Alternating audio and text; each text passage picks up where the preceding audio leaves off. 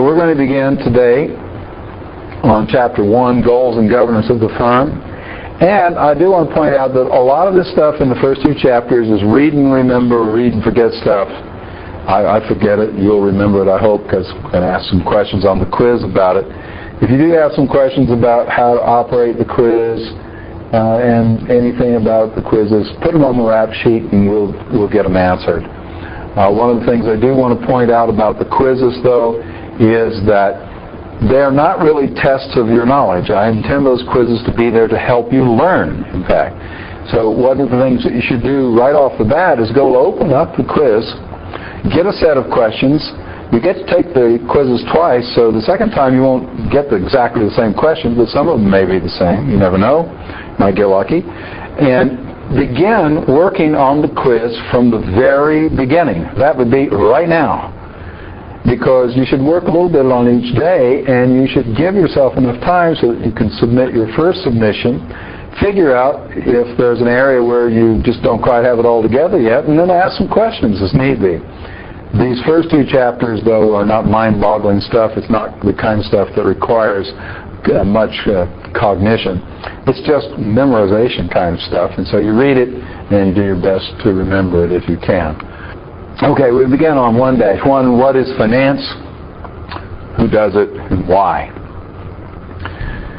What do you think finance is, Jake?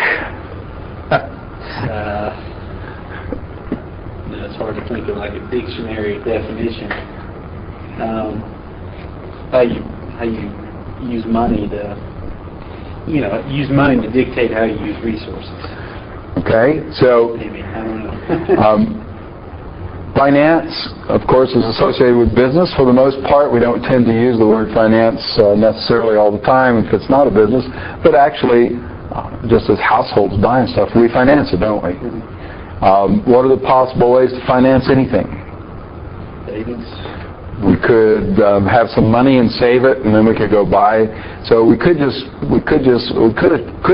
fact, we do finance most of our expenditures right out of direct income, don't we? If you bought a sandwich today, how did you finance that? Well, you reached into your pocket and found some money there, and you financed it. You bought it out of current income, as it were. Right. On the other hand, if you have to buy something that costs a lot of money, you might not have that much money sitting around, so you might have to borrow some money. Right?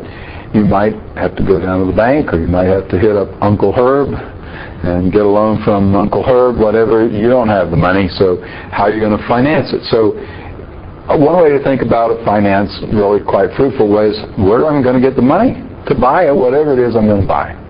That's really what finance is about in the end. And we're going to explore it, of course, in the context of businesses. But who does it and why do they do it? Well, let's see what we can find. On slide 1-2, here's what we're supposed to figure out by the time we get done with Chapter 1 and then Chapter 2 as well. We want to come to understand what firms need to finance in the first place, and then how they do it, of course, and what a corporation is and why they exist. And even though there are lots of different approaches that you could take to try to understand what a corporation is and why it exists, I'm going to claim that it's mostly about finance. It's not mostly about the possibility of having tax advantages. It's not about having, as a form of business, limited liability for some kinds of things. It's mostly about how in the world are we going to raise enough, did I say the word capital? And when we utter the word capital in this class, what we nearly always really mean by it? The answer is very simple: money. Just money. Well, they say, why don't you say money then? Oh, we like to look like we're smart or something. We like to sound important and say capital, right? Have you got enough capital? I think so. What do you mean? Do you have enough money? It's really about money. And corporations are really about raising enough money to do whatever it is you want to do. And if you think about it, how else could you raise enough money to purchase the plant and equipment that you will need if you're going to build cars? Holy cow! That On the capital. a pile of capital is exactly right. And so it is mostly about finance. We're going to see more about that. And we're going to explore who does finance, a little bit of information about possible careers that are available in finance. That's just chapter 1. Okay, overview and summary. Well, that's all I do on my slides in this course. Now, this year, I'm going to try to make it a little more interactive, and so when we go through actually a whole lot more interactive, when we go through the slide sets, Jake is going to do his dead level best, no doubt, to ask questions that might make sense to ask, and probably even some that don't make sense to ask, but he's going to try to ask them anyway. We're going to try to engage some of these topics on the audio files at a deeper level than you will find, a more involved level than you'll find on the audio files in 2010. And when we get into learning how to actually do the calculations of finance and start doing our workbooks, which will come soon enough, then we will be given over to these on-ground sessions on some days to working on those workbooks and presumably being able to generate some really useful dialogue about what's going on in those workbooks that will be helpful to people who are doing this course online. So I call this overview and summary because that's really the way these slides are set up. These are not real detailed slides. If you were hoping that if you just read these slides that you wouldn't have to read the book, well, your hopes are dashed. That's not going to be the case at all. And so don't try to do that. You won't be successful with it. I'm hopeful that viewing these slides and listening to these audio files will be a learning resource, will be worth your time to do, but they're not going to be a substitute for reading the textbook and asking questions, of course. Well, financial management really, and therefore what we're going to be talking about here, the theory of finance, is going to underpin the nature of what a financial manager will end up actually doing, is about two really big decisions that firms of all kinds have to make. The first one, highlighted there in gorgeous red, is capital budgeting. Something called capital budgeting. It's kind of a funny name for what it is. And then the second decision is financing itself. How do we get the money? So capital budgeting, as it says there on the slide, is simply spending money on real assets. Well, which real assets? Well, that's the decision that firms have to make. What are we going to spend? What are we going to buy? And what kind of things do firms buy? Plant. They might build a plant in Waskiki. Labor. Now, labor is an operating expense. That's different. And so it is not part of capital budgeting, interesting enough, because when Jake said labor, it's a natural enough thing to think about, because you're certainly not going to make much without some labor. Probably not, although we're getting much, much closer these days to making lots of things with hardly any labor at all. That's an interesting point, by the way. I'm going to plant this seed of thought in your mind so that someday you'll reflect back on it and say, damn, he was right. In the future, the real problem that societies will face is how to decide who gets money, because so few of us will actually work with anything called what we now call labor. So few people will be necessary in producing real stuff that the real challenge for a social context will be, how do we decide who gets a lot of money and who doesn't get so much? Right now, at least in the market economy like the United States is sort of, a little bit at least, if you build bridges, if you're a civil engineer and have the smarts to get a bridge built, for goodness sakes, do you think you make any money out of that? Oh yeah, you get paid handsomely because of your capability of being able to do that.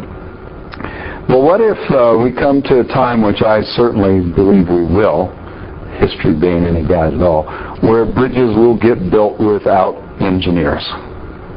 We don't need an engineer. We don't need a guy or gal to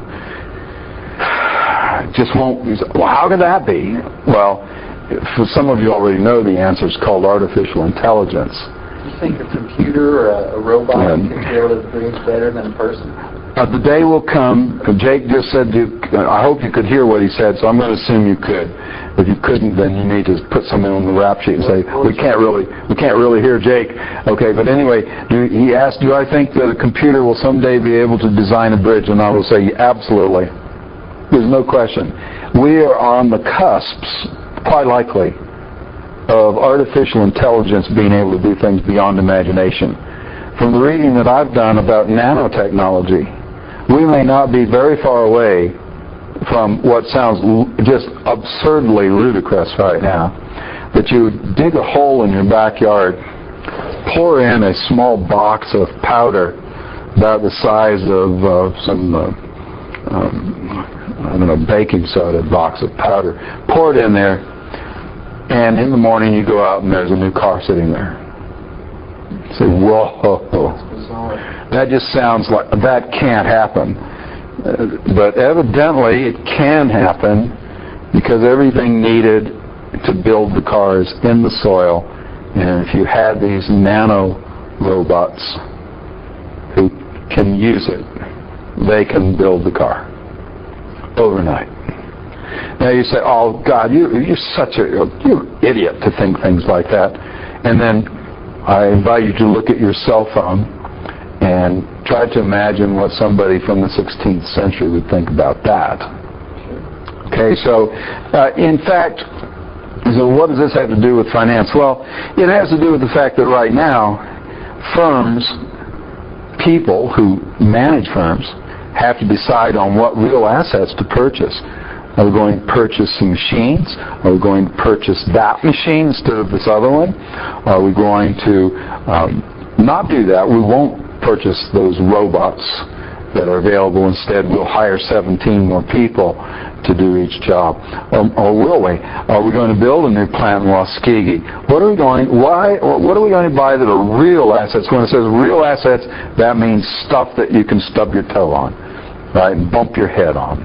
It's real. That's the capital budgeting decision. Each year, typically it's done on an annual cycle. Corporations, in particular, firms, they spend money on what are called capital assets. So we use this word capital in very strange ways, don't we? Different ways. A lot of the time we just mean money. Sometimes we mean real stuff. We talk about a machine being a piece of capital. How are you going to know when to use which meaning? Well, mostly not. Until you've talked about it long enough that context makes a difference for you. I can remember being a student, believe it or not. It's been so long ago, it's hard to imagine that I can remember that far back, but I can, and I used to be very troubled by the word capital because it seemed to have so many different meanings. Presumably you'll get used to that. So then financing, let's decide. You decided what you're going to spend some money on. We're going to build that new plant in Kokomo, or wherever we're going to build it, and it's going to cost us $20 million. Now what? Well, how are we going to pay for it? How are we going to pay? That's the financing decision. That is the whole, at the broadest level, of financial management. The capital budgeting problem and the financing problem. Together, they comprise financial management. Now, the theory of finance, which is what this course is about, this course is called the theory of finance. It is not about financial management. It is about models that explain what, why, and how financial managers go about this. You might remember, or not, if you've never had this course from me, that theory is a statement about the relationships between two or more variables. And models are just statements of theories. And models come in different flavors. They can either be word models, they can be mathematical models, they can be graphical models. In this course, we're going to use a lot of mathematical models. We'll use a couple of graphical models once in a while. We won't use hardly any word models at all. And so this course had some prerequisites. If you hadn't had those prerequisites, you could be in trouble. You might want to drop the course. If you haven't had sufficient level of math to be in this course, get out of it.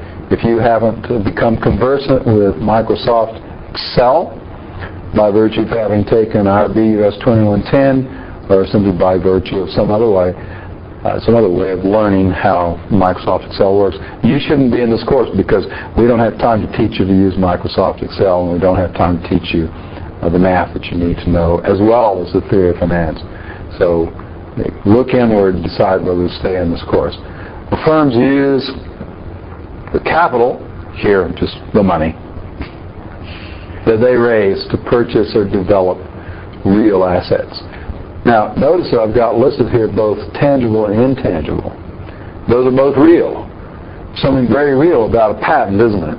But you can't really stub your toe on it, like I said a minute ago, but it is real. It's not ephemeral, it's not just an idea, it's a real thing. So the trademark. A trademark is a legal device. Well, that's also a real asset. And firms do spend money to develop brands and get trademarks going and all that. Those are considered intangible real assets. You've got tangible assets, of course, which are, as it says, plant and equipment. That is stuff that you can beat your head on. So here's as simple as it gets. It gets a little more complicated. But at the highest level, there are just two ways of financing real assets: debt or equity. That's it. You can either borrow to finance, or you can use your own money. In which case, it's equity. You own it, right? It's your money, debt or equity. And we'll see in the world of finance, though, it's not the manager's money. Well, it's not debt. It's somebody else's money. Whose? Well, people who actually own stuff, called shareholders.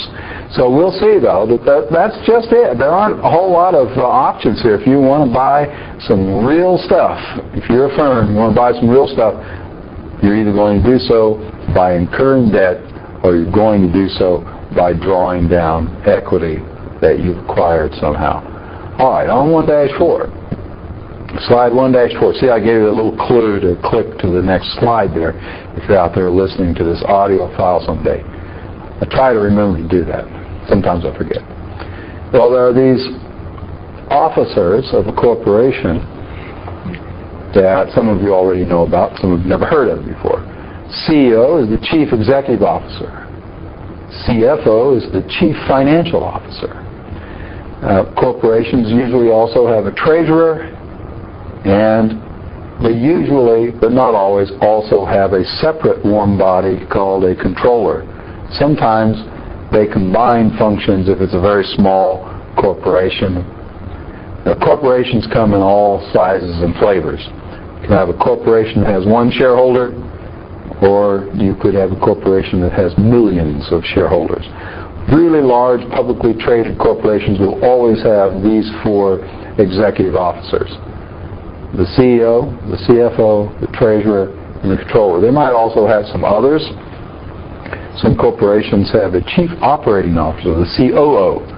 Some corporations have the chief information officer, CIO. That's the techie guy, right? The computer guy.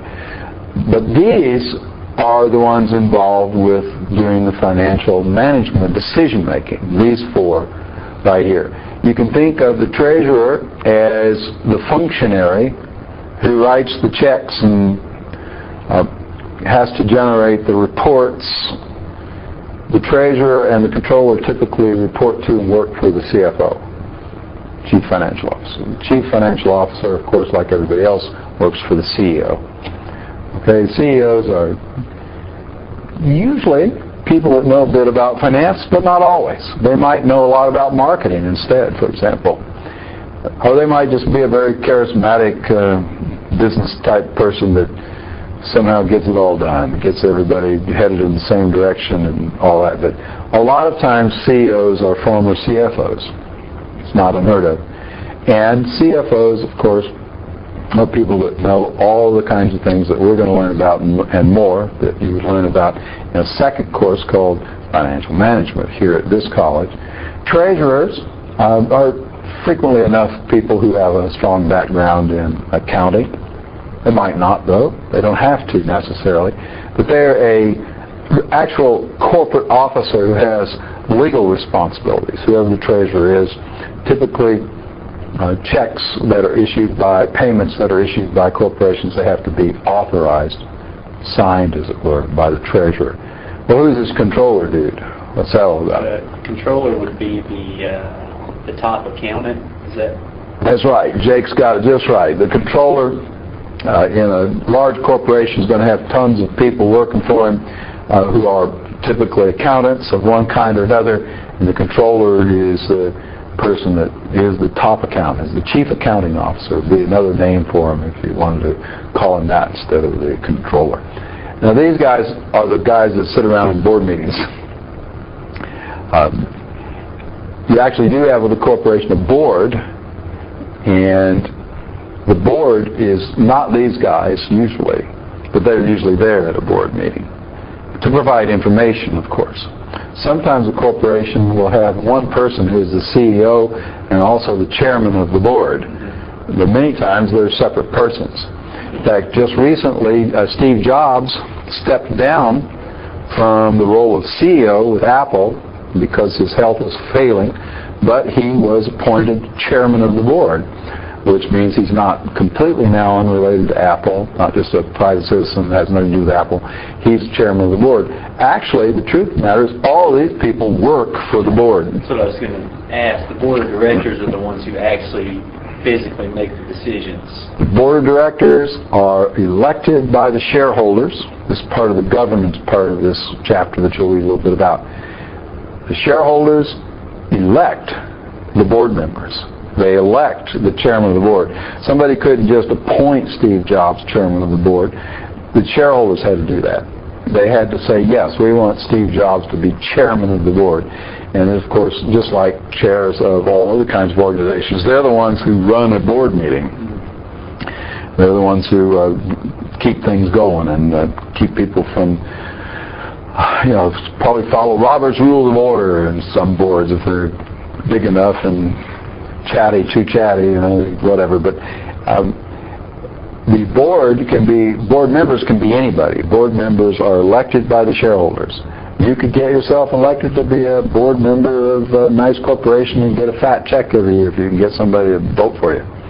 All right, so these guys that are engaged with the financial decision making are really serving at the pleasure of the board. The board can fire any of them at any time.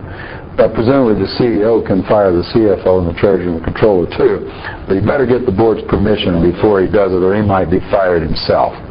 All right, so financial managers are the decision makers, and they make their decisions presumably based on some of the things we're going to be learning about in this semester of Theory of Finance. All right, slide 1-4. Maximize, and this is an important point, and this is related to the article that I've asked you to read that Milton Friedman wrote many years ago now, and it still remains an absolutely essential piece of reading for anybody that pretends to know anything at all about finance. If you don't read that, you'll just be a moron, so go ahead and read it. We don't want you to be a moron. And the thing that you're going to get out of reading that is where we start in this course, which is that maximizing the market value of the firm is the logical, natural, overarching goal of a corporation. Corporations are not there to feed the poor. They're not there to do public service. They're not there to be part of the government. They don't run the world, contrary to what your local crackpots may tell you on their blogs. Corporations are there for one reason and one reason only, and that is to maximize the market value of the firm. Why are they interested in that? Well, it says it right on the slide. Corporations are owned by shareholders. Shareholders are interested in maximizing their wealth. They're not investing for some other reason. Self-interest. They are self-interested, and if you think that's bad, then too bad for you. It's not bad. Everybody's self-interested. Everybody is going to save something someday. Some people are actually going to be owners of companies, at least fractionally, in the form of shares of a company. If you spend your hard-earned cash, your income, you go work at Joe's Crab Shack and you earn some money, and you find at the end of the month that you've got $100 that you don't want to buy cheeseburgers with, instead you want to save it, and then you go buy a share of Apple stock, what do you want the corporation Apple to do? Maximize your wealth. You want that share price to go up, don't you? Sure. Absolutely. And I don't know if Apple pays a dividend or not. I'd have to look that up. I know Microsoft doesn't. Microsoft does not pay a regular dividend. So why would you ever buy a share of Microsoft stock? With the hope that at a later date you'll be able to sell at a higher value, because you ain't going to get any dividends. Right. How are you going to be able to get a higher value out of your stock? The only way is if these guys, the CEO, CFO, the treasurer, and the controller, are making capital budgeting and financing decisions that make that happen. And they work for you as a shareholder. They don't work for the government. They don't work for Green as Us. They don't work for Greenpeace. They don't work for Ralph Nader. They don't work for any of those people. They are employees of the corporation who are hired by the board of directors. The board of directors is elected by the shareholders. And what should we ask the CEO, CFO, treasurer, and controller to do? You got it right in front of there on the slide 1-4. Maximize the market value of the corporation, because that will maximize the share price in the marketplace. Anybody that thinks a corporation should be doing something other than that hasn't thought deeply about it. All right, let's think deeply about it a little bit.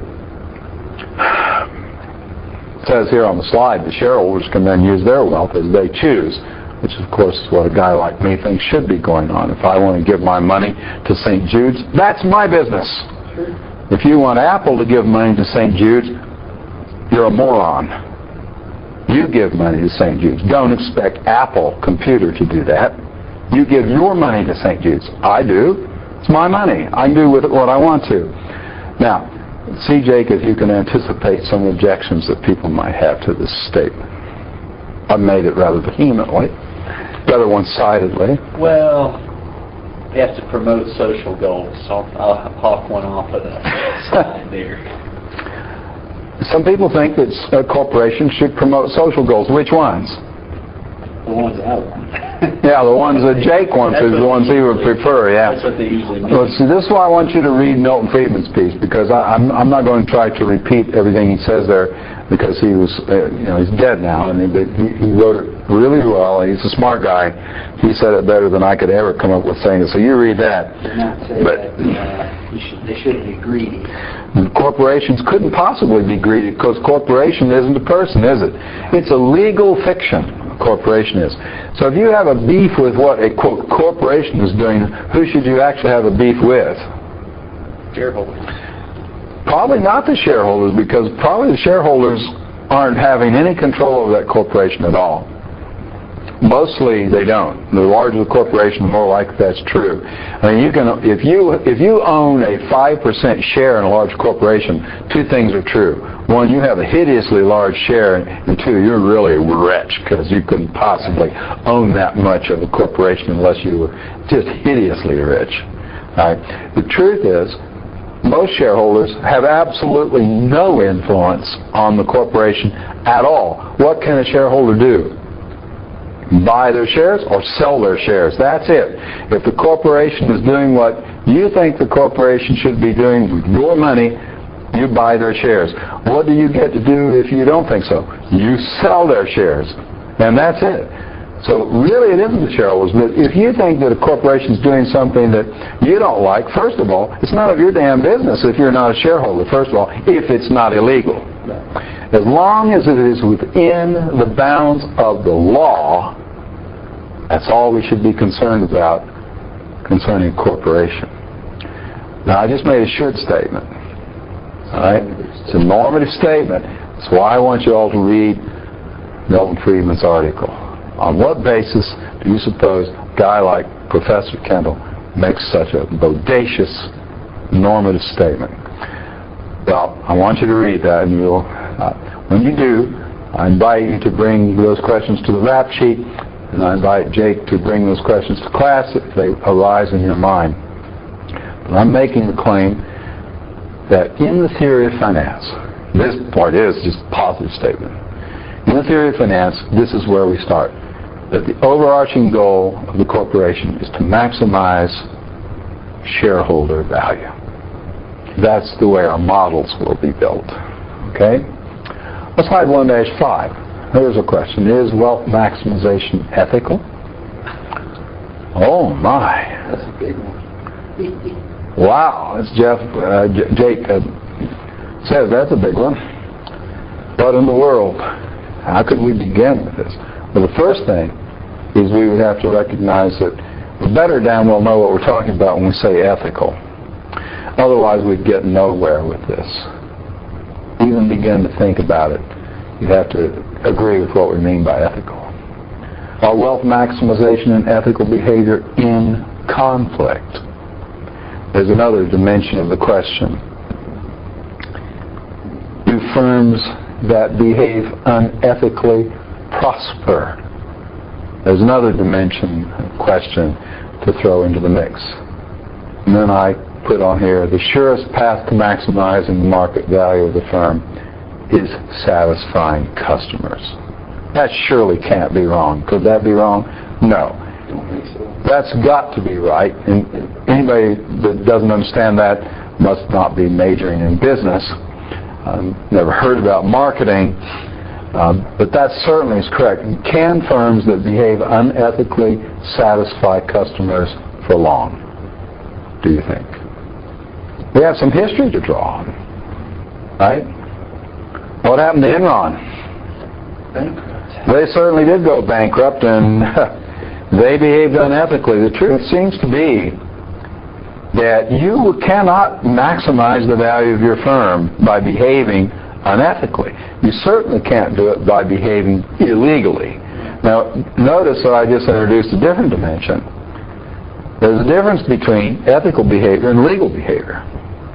Now, if you think that a firm is behaving illegally, then you should probably call the police. You should probably call the commissioner of corporations in your state. That's one thing. Nobody, I've never heard anybody say that it would be okay for corporations to behave illegally. I certainly never heard anybody say that corporations largely do behave illegally. Most people understand that distinction, don't they? But I've heard lots of people say what? Corporations behave unethically. Now, what in the world do you suppose they mean when they say that? I don't know. What do you think they mean, Jake? Ethics probably can mean different things. Definitely, ethics means different things to different people. Yeah. I'm going to make this simple for everybody, and you'll either agree with me or disagree with me, and it won't make too much difference in terms of the success that you'll have in this course. Well, it won't make any difference at all whether you agree with me or disagree. I'm going to give you a functional definition of the words ethics, ethical behavior, and if you like it, it'll help you. If you don't like it, then you have every right to resist it and argue with me about it, and I wish you would, because I'm writing a book about it that maybe you can inform me, something useful for me to know. Here's the way I think about it. First of all, there's no distinction of any merit to be made between the word ethical and moral. They're the same thing. Moral behavior is ethical behavior and vice versa. So ethics and morality are the same thing. They're two different words. Maybe some people make a distinction of slight nuances between them, but I don't, and I don't really know of any serious philosophers who do either. So if you make a distinction between the word ethical and moral in your mind, well, that's okay, but I don't. So when I say either one, I mean the same thing. So I'm probably going to use the word moral because that's in the title of my book. Now I like to use it. The book I'm writing is called The Morality of Capitalism. Some people think that's an oxymoron, but of course it's not. Some people also think that oxymoron is pronounced oxymoron, but of course it's not. Some people think capitalism is dirty. Yes, some people do think that capitalism just has 4 letters, but of course it has 6 or something like that. I don't know how many it has. Count them up, whatever they are. A few more than 4 for sure. But so what is morality? What is moral behavior? I'm going to give it to you in the simplest and starkest possible terms, and then later on when you want to know more you can read my book, but it's not quite finished yet, so you can't read it yet. We did do a class last fall called The Morality of Capitalism, and that was quite fun and we learned a lot. You are behaving ethically. Well, let me put it in the opposite way. You are behaving unethically, or you are immoral when you do this thing. When you compel others. If you compel someone, you are immoral. And I'm using the word compel in a very broad way. It captures certainly shooting someone is compelling them, isn't it? You're compelling them to either die or suffer pain at the very least. What if you steal from someone? Compelling them to give you something. Yeah, you're compelling them to give you their stuff. What if you rape someone? You're certainly compelling them, aren't you? Mm-hmm. That's the very meaning of the idea. What if you deceive someone? You are compelling them. Why so? Because you are causing them to behave in a way that they would not behave voluntarily. You are deceiving them. So if you lie to someone for financial gain, if you lie to someone to defraud them, that's also compelling them. So I'm using that word compel in perhaps a little bit broader context than most people have usually thought about it, but I contrast that word with the idea of voluntary. It's the distinction between coercion and persuasion then. If you coerce someone, you're compelling them. If you persuade someone, you're inviting them. Very different, right? So when I say, is wealth maximization ethical? As long as you're not compelling someone. If you are not compelling someone as you go about the business of maximizing your wealth, you are behaving ethically. You could not possibly be behaving unethically if you're not compelling someone. That's the way I look at it. I invite people to quibble with me about it. Indeed, I'm always all ears when people want to talk about this because it's intensely interesting to me. Who knows, maybe you'll say something that makes it into my book. You never know. But in any case, is wealth maximization moral? My answer is, it certainly can be. It could also be the case that people go about maximizing wealth unethically, couldn't it? Sure. They certainly could go about it illegally. Oh, yeah. All right, so when we say these things, we're not saying that corporations should maximize shareholders' wealth either illegally or immorally. They should not. Illegally, they presumably cannot. Immorally or unethically, they won't prevail. You'd be very hard-pressed to show me, and I challenge anyone to try to find one, a corporation that prevails, that behaves unethically. What happens when...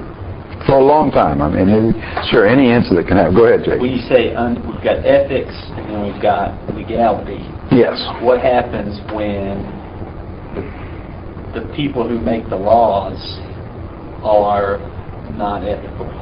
All right, so Jake said, well, what happens if people who make laws, the politicians, are themselves immoral, they're not ethical? Then that draws our attention to the possibility that legal behavior could be unethical, and indeed it can be. Okay. There's no question about that, right? It is certainly the case that some things that are legal are unethical. Why would they be unethical? Because they compel. Law of compulsion. It causes compulsion of one by another, which is, if you have a different definition of moral, I'm happy to entertain it, and I will, and I'll talk to you about it. Put your objections or comments on the rap sheet, or come to class, and we'll just actually talk to each other face to face what it thought. I know some of you can't do that, but there's the open invitation. So some people will say, well, what about the interests of stakeholders? Notice I put that in all caps because it's easy to mistake that for the other, shareholders. Well, what in the world is the difference between shareholder and stakeholder? Well, it's very simple. A shareholder owns shares. Stakeholders don't, or might not. Certainly a shareholder is a stakeholder, right? You have to own shares to be a stakeholder. Yes. All of the shareholders are stakeholders, but most of the stakeholders are not shareholders. Somebody who works for a corporation is a stakeholder. Why? Because they have a, quote, stake in the affairs of that corporation. They have a financial interest. If that corporation ever fails, you wouldn't have a job. Exactly. How about the town of Norton? Is it a stakeholder in some corporation? Sure. How about the citizens of Wise? Are they stakeholders in some corporation like Alpha Natural Resources? Absolutely. Well, what about them? What about the interests of the stakeholders? Well, we said that the overarching goal, and certainly the focal point of the theory of finance, will be maximization of shareholders' wealth. Well, what about the stakeholders? That's why you need to read Milton Friedman's article. You're not prepared, I don't think, to even think about this until you have. You're welcome to think about it, but you're not prepared. So read that article, and if you'd like to bring this back up next week or any time, we'll talk about it again. But what about the interests of the stakeholders? Should the board of directors of a corporation, and then through them, the corporate officers, the CEO, the CFO, the treasurer, the controller, should they concern themselves with the interests of the stakeholders? What's your knee-jerk reaction to that, Jake? Yes. Jake says yes. Why? Well, that's my knee-jerk reaction. That was a knee-jerk reaction. I mean, I think they have to focus on behaving ethically. Well, yes, of course. We already said that. I mean, we already have admitted that any kind of unethical behavior is off limits. It's possible that it's in the interest. Let me ask: is it possible that's what maximizes wealth for shareholders will not maximize the interest of the stakeholders? Is that ever possible? Of course it's possible. Let's give an example of that. Is it possible that the firm could make some capital budgeting or financing decisions, which is what this course is going to be about, that are going to maximize shareholder wealth, but they are not in the interest of stakeholders? Yeah, it happens all the time. So, for example, it could be that the corporation decides to go offshore to build a part and relieve 10 people of their jobs. Sure. That's a good example of the interests of stakeholders running a counter to the interests of shareholders. Okay. Is that unethical? No. No, not by the only definition that I'm prepared to give for the word ethical. If you're prepared to give some other definition to the word, I'm all ears, and we'll see whether or not it can withstand scrutiny and make sense. It might be something that you have in mind, but it isn't morality that you have in mind. Is it immoral to decide to have laborers in another country who work for lower wages make this part compared to workers in the United States who would like to make the part if you continue to pay them enough money? Is that immoral? My answer is not a bit of it. It's all about voluntary exchange. Nobody's holding guns on anybody. If you volunteer to make this part for less money, we'll keep making the part here. So wait a minute, you've got all the power. No, they don't have all the power. You've got to begin to think a little more carefully about the typical sort of relationships that occur between people in society. We've all fallen into these traps of thinking in shorthand quips that don't make any sense. But in any case, we're not dispatching them. We're not saying you can't talk about these things. In fact, you can talk about them in this course. You might find it handier to be here if you want to. But if you can't be here, put them on the rap sheet. But this is where we start in the theory of finance. Okay? The corporation has some stuff to buy. Capital equipment, plant equipment, real assets. It needs to finance those purchases somehow. You can do that either with debt or equity. The equity part of it is the shareholder thing, right? Borrowing is just borrowing. Nobody says, nobody says that the corporation should maximize the wealth of the creditors, do they? Nobody says that. No. That's who cares about the creditors. Right. They care about themselves, but the corporation doesn't care about them. But we do say they should maximize the value, the wealth, therefore, of the shareholders, because the shareholders are the ones that own those assets. All right, well, on slide 1-6, we've got just an overview of some of the careers that are available in finance. You may or may not find this terribly entertaining. If you were thinking about maybe going into finance, you might find it more interesting than otherwise, right? So, obviously, those corporate officers are careers in finance. Stock analysts, commercial banking, investment banking, money managers of all kinds, including investment advisors, financial planners, and fund managers, funds being mutual funds. You might wonder what investment banking is, but you won't wonder for long if you continue your studies in finance. Investment banks they're not really banks, is the first thing. They're just called investment banks. We'll learn more about them in a bit. We won't talk about them too much today. So here's what we've learned so far. We gave some examples of capital budgeting. That is sometimes just referred to as investment. When we talk about business investing, we're talking about them spending money on real assets. That's different from when we talk about household investing. When we say household investing, what are we talking about? We're talking about them purchasing a financial asset, either a stock or a bond, usually. When we talk about business investing, we're talking about them spending on real assets. Now, Jake mentioned a while back, well, what about when they pay their workforce, pay labor? Is that investing? No, it's not. That is not investing. They're just they're renting, as it were, the labor services of some folks. They don't own those folks. They don't own their labor services. They're just renting them. So that's not investing. Okay, so we gave some examples of that. We talked about, well, we didn't actually do this. We didn't talk about the pros and cons of the corporate form of business. Maybe we should do that. Why would you be a corporation? There's a lot of money. That was the big, and we did sort of talk about it then, didn't we? Yeah, yes, too. There are other reasons that you might do it, but the most important one is that's about the only way to raise buku cash. And some industries just simply are going to require a scale of operation that to make the business work, you're going to have to reach that scale of operation or it ain't going to work. Can you imagine trying to be a car company that builds one car a year? Damn. Well, that's the way some car companies started out, but that's been so long ago that nobody even this time out of memory, right? That's just not possible. So if you're going to be in the car business, you're going to have a bunch of capital, real assets in place. What are some of the cons of the corporate form business? You'll read about this in Chapter 1. We didn't really talk about that. We do have what's called the principal agent problem that occurs when we set up corporations.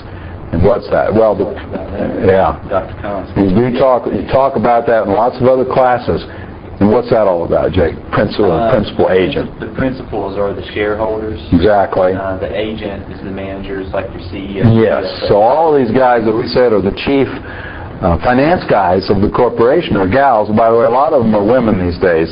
Don't doubt that for a minute, because women tend to be pretty sharp in finance, as it happens. The principal agent problem means that it's possible that the agents, their self-interest might be different than the let's maximize the wealth. Let's buy a corporate jet. Yeah. Oh, really? Yeah, I'd like to have one.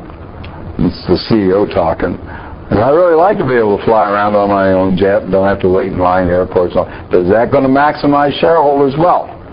Maybe, maybe not, is the right answer. It might and it might not. They're separate from the actual capital. That's right. Their capital. Well, but it's going to be corporate capital. It's going to be part of the capital budget. It's going to be part of the real stuff that the corporation buys if they go buy a corporate jet. And that might not line up with the interests of the shareholders. That is a good example of the principal agent problem.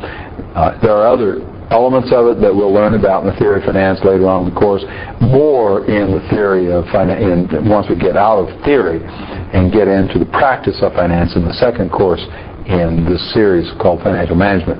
Then we talk about the principal agent problem a little more closely, where it begins to affect things like if you are the CEO, maybe you're more interested in keeping your job than maximizing shareholder wealth.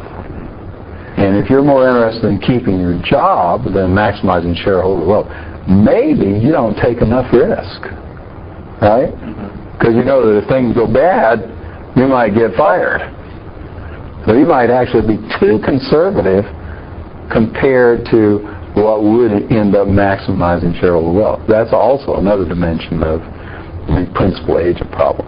So the principal agent problem is one of the cons, maybe the major con of a corporate form of business. It separates ownership and management.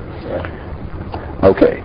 We've talked about why maximizing market value is a logical goal of the corporation. I've invited you to read the penultimate article on that and hope that you will do so soon. And we've named various careers. Okay, that's it. That was chapter 1.